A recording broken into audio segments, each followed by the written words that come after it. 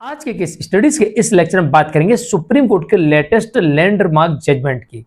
यह जजमेंट हर पति के पास होना आवश्यक है, क्योंकि आमतौर पर जब भी पत्नी केस करती है तो उसमें पति सहित उसके परिवार के लोगों के अलावा रिश्तेदारों के साथ साथ कभी कभी तो अन्य दूसरे दोस्त मित्रों को भी इस केस में पार्टी बना देती है। अगर आपके केस में पति के अलावा अन्य लोगों के ऊपर केस है तो भी ये जजमेंट आपके पास होना चाहिए, और अगर ये सिर्फ पति के ऊपर भी केस है तो भी पति के पास में ये जजमेंट होना चाहिए, क्योंकि कोर्ट ने इस जजमेंट में, सुप्रीम कोर्ट ने इस जजमेंट में स्पष्ट किया है कि पति के ऊपर केस किन परिस्थितियों में चल सकता है।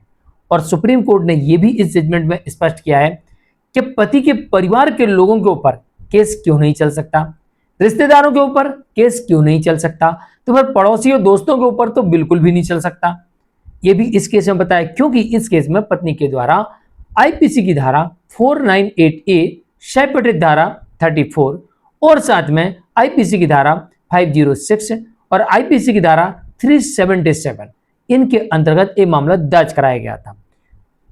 आप सब जानते हैं कि 498A का मतलब यह होता है, यहां पर यह कहा गया कि मानसिक क्रूरता, यानी कोर्ट को ऐसा लगे कि आपने पत्नी के साथ ऐसी अभद्रता की है जिससे उसके मन पर गहरा प्रभाव पड़ा या किसी प्रकार की क्रूरल्टी की है, तो पत्नी को दुख पहुंचा, तो भी आपके ऊपर एक केस चल सकता है। लेकिन 506 और 377 ये दो ऐसे गंभीर सेक्शन हैं कि इनसे अगर ये साबित हो गए तो बच पाना मुश्किल, सीधी सजा हो जाती है।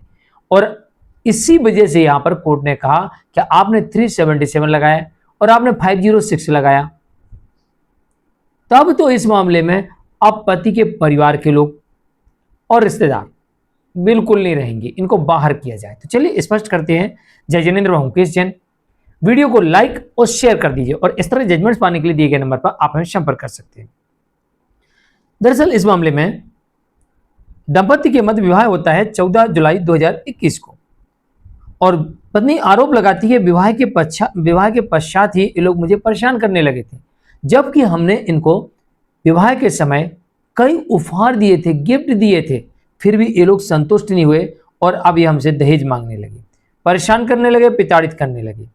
पत्नी अपनी एफआईआर दर्ज करवा देती है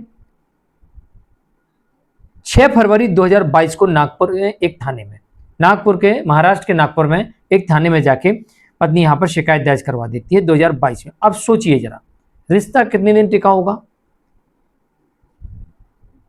14 जुलाई 2021 में शादी होती है और 6 फरवरी 2022 में एफआईआर लिखी जाती है।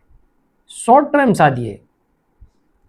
और यहां पर पत्नी आरोप लगाती है कि दहेज जो हमने उपहार दिए उससे संतुष्ट नहीं थे, लगातार दहेज की मांग करते थे, और कोर्ट और पत्नी ये भी आरोप लगाती है कि मेरा पति मेरे साथ अननेचुरल सेक्स करता था, अप्राकृतिक यौन संबंध बनाता था, जिससे मुझे भारी पीड़ा का सामना करना पड़ता था।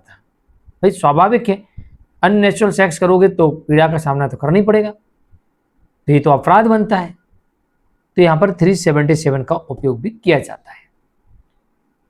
पत्नी यहां पर यह भी आरोप लगाती है कि मुझे डराया जाता था, धमकाया जाता था, मारपीट की जाती थी। 506 का सेक्शन भी इसमें लगा दिया जाता है। लेकिन इस मामले में दिलचस्प बात यह रही कि पहले चार्जशीट जमा हो जाती है और उसमें 498A और 34 लगा के चार्जशीट पुलिस जमा कर देती है, लेकिन बाद में इसमें सेकेंडरी चार्जशीट और पुलिस जमा करती है और उसमें 506 और 377 सेक्शन जोड़ देती है। अब जब ऐसा होता है तो पति के परिवार के लोग सभी लोग भागे भागे बॉम्बे हाईकोर्ट पहुंचते हैं कि भाई ये क्या हो रहा। पहले पुलिस कहती नहीं नहीं, ये अपराध नहीं बनता, अरे किसी मारने पीटने का कोई सबूत नहीं है, कोई एफआईआर इसके पहले की नहीं है, कोई मेडिकल रिपोर्ट नहीं है, कोई वीडियो नहीं है। और पत्नी कहती मेरे साथ अननेचुरल सेक्स हुआ। पत्नी कहती मुझे डराते हैं, धमकाते हैं, दहेज मांगते हैं, उत्पीड़न करते हैं, मारा जाता, पीटा जाता है। और दो गंभीर धाराएं जोड़ के एक और सेकेंडरी चार्जशीट जमा कर दी जाती है। तो बॉम्बे हाईकोर्ट कहती ना, ये मामला तो चलेगा और सभी पर चलेगा। इसमें पति के साथ साथ उसके माता पिता और बहन को पार्टी बनाया जाता है, लेकिन फिर भी कोर्ट कह रही नहीं, सभी पे चलेगा। तो पति के परिवार के लोग सुप्रीम कोर्ट पहुंचते हैं।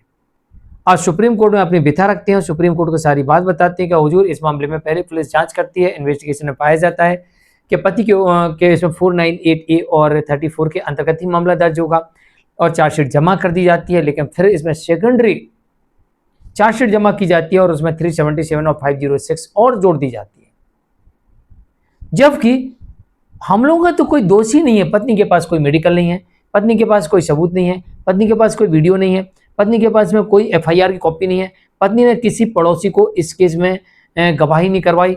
यहाँ तक कि पत्नी ने यहाँ पर ये भी दबाव नहीं बना, पुलिस को दबाव नहीं बनाया, पुलिस से रिक्वेस्ट नहीं की कि जहाँ पर घटना घटी है वहाँ पर जाके पुलिस इन्वेस्टिगेशन करे और फला फला व्यक्ति ने देखा उससे बयान ले, ये भी यहाँ पर पत्नी ने नहीं किया। तो फिर हम दोषी कैसे? तो कोर्ट ने कहा इस मामले में कि परिवार वालों और रिश्तेदारों को फंसाने का लगातार पत्नी के द्वारा एक प्रयास किया जाता है और इस मामले में भी ऐसे ही कुछ देखने को मिलता है, क्योंकि इतनी शॉर्ट टाइम शादी में पत्नी कहती है, इतने सारे गंभीर आरोप लगाती है और सभी को पार्टी बना देती है। तो सुप्रीम कोर्ट कहती है इस मामले में, सुप्रीम कोर्ट ने इस मामले में यह कहा कि अस्पष्ट और सामान्य आरोप है और जो आरोप हैं उन आरोपों के अपर्याप्त सबूत हैं और जो सामान्य आरोप है वो भी अपर्याप्त है। 3 बातें इसमें कही जा रही हैं। पहली बात तो सुप्रीम कोर्ट कह रही कि जो आरोप लगाए जा रहे हैं वो अस्पष्ट है, मतलब घटना स्पष्ट नहीं हो रही। भाई अननेचुरल सेक्स हुआ तो आपका मेडिकल होना चाहिए था ना, उसमें आ जाता कि भाई आपको कितनी इंजुरी हुई है, क्योंकि आप तो कह रही मुझे पीड़ा होती थी। भाई स्वाभाविक है, आपको एक खरोच लगेगी तो पीड़ा होगी, तो भाई खरोच लगेगी तो मेडिकल रिपोर्ट में आएगा। तो आपने उस समय क्यों नहीं कंप्लेंट की? फिर आप कहती हमको मारते थे, पीटते थे, दहेज मांगते, किसके सामने? कोई वीडियो बनाया? कोई गवाह है? नहीं है जी। तो कोर्ट ने कहा अस्पष्ट है। फिर कोर्ट कह रही आप सामान्य आरोप भी लगा रही हो कि दहेज मांगती। अरे हर केस में सामान्य आरोप है, दहेज मांगा जाता, हर केस में मारा जाता, पीटा जाता, हर केस में देखने को मिलता है। तो इसका कोई सबूत है? पत्नी कहती नहीं। तो कोर्ट कहती है अस्पष्ट आरोप है, सामान्य आरोप है उनके भी सबूत नहीं है और जो गंभीर आरोप है उनके भी सबूत नहीं है। तो ऐसे में सिर्फ और सिर्फ संदेह के आधार पर पति को तो इस मामले में ट्रायल फेस करना पड़ेगा। तो सुप्रीम कोर्ट यहाँ पर पति को तो इस मामले में रखती है, लेकिन सास ससुर यानी कि पति के माता पिता और बहन तीनों को इस केस से बाहर कर देती है और जो सेकेंडरी चार्जशीट जमा की गई थी उसे सुप्रीम कोर्ट रिजेक्ट कर देती है। जजमेंट आता है सुप्रीम कोर्ट की तरफ से और इसका केस टाइटल है arising out of special leave petition 12,584 12584 2024 से प्रस्तुत की गई थी। 2025 में इसमें कोर्ट निर्णय देती है। आज के लिए इतना ही। मैं मुकेश जैन, नमस्कार।